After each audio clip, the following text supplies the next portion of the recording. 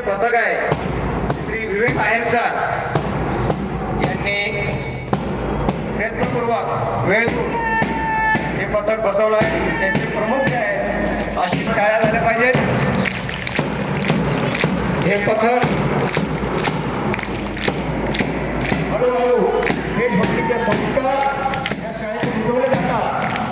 देशभक्त नागरिक घडवले जातात. हे आमच्या देशाचं भविष्य आहे. यांचा आर एस